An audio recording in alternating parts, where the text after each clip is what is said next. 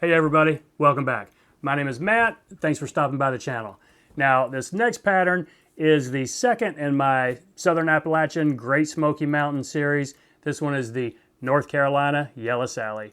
Now, it's similar to all the other Yellow Sallies out there, but this is a Roger Lowe variant. Roger is a master fly tyer and author from Waynesville, North Carolina. This is a really cool looking fly. So anytime you see the big Yellow Sally stoneflies on the surface, this is a go-to fly. So I think you're going to like it. Let's get started. So there it is in the vise, the North Carolina Yellow Sally. Let's get started. I'm going to tie this on a size 12. Now, probably a more common size would be a 14 to 16, but it's a little easier to see when I'm making a video of the bigger hook. So that's a standard dry fly hook, barbless. I'm going to put down yellow, cream colored, 6/0 waxed thread.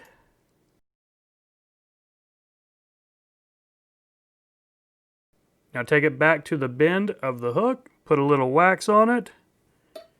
Now take your dubbing. You could use natural, I'm using synthetic. It's easier to get a little tighter loop on it. Synthetic Superfine in Pale Morning Dun. So it's a yellow creamish color. You don't need a lot on here. We're only going to take it up to halfway, maybe slightly further up than halfway.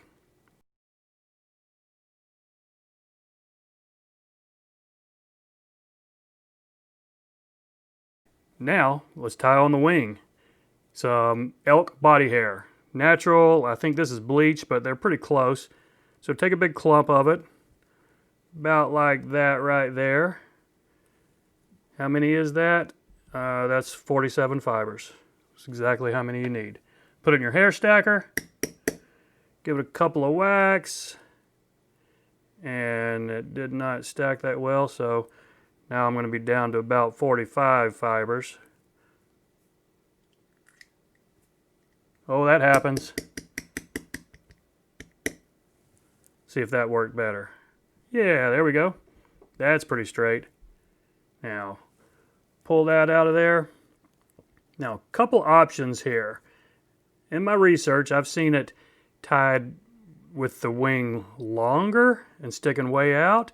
Not really like an elk hair caddis. I've seen some of it tied way up like that. I'm going to go for somewhere in between, about longer than the bend of the hook and not sticking straight up like an elk hair caddis. So what you can do right here, just snip this off, makes the tying point a little bit easier, and you might even be able to bury it. It might save you some trim time. So catch this in. No, that flared out on me. We're going to have to do a little trimming on that. This is not an elk hair caddis. And is that wing too long? Nope, I'm going to go with that. I like it a little bit longer than normal, so a couple tight wraps here. Now what you can do, and I always do this with my caddis anyway, I will put one wrap underneath. Now that's going to prop it up, but don't worry yet. That will help keep it from rolling around the hook. So after that, a tighter wrap right here. Now I'm going to take a few medium wraps just to try to get this to lay back down a little bit. So these are medium tight wraps right here, just up over that. See how I've got that to lay down a little bit? Got one rogue fiber right there we might have to trim. So now back to the front and a couple of tight wraps right there. So that should keep it from spinning around on you. Now this might take the longest part of tying this fly, is trimming this mess here.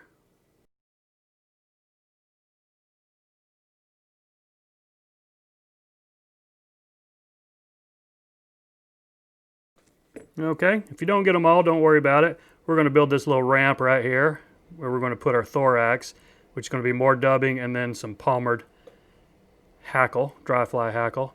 So do try to get it smooth.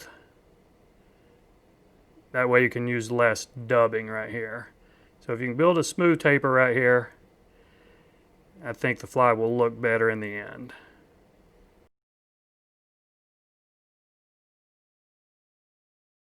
Okay, I think that's smooth enough. Now take some dry fly hackle. I've been using a dun colored. You want a little bit lighter colored.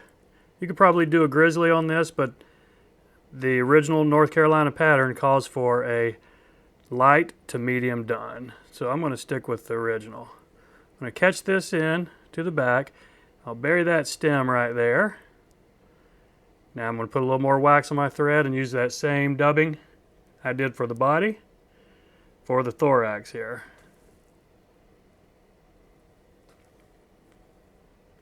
Just this pale morning dun, yellowish cream color. A little bit thinner this time because we don't need to build any bulk up. We've got all that bulk in our thread and the elk hair. So take that right back to where that part of the body ended. And wrap your dubbing up here to where you're going to finish the fly. So I don't need my hackle pliers on this one. I've still got about 5 inches of this dry fly hackle. 3, maybe 3.5 wraps palmered up with a little bit of that space showing in between each. So it's almost like a stimulator, but a little bit smaller. So that is 3 full wraps. Let's bring it on down and capture it off on the bottom on this side right here. So I think 2 wraps will get me good right there. And maybe 1 more, and let's do 1 more behind it, just to make sure it doesn't come unwound when I snip it. So I'm going to flip it over and snip this excess off as close as I can get it.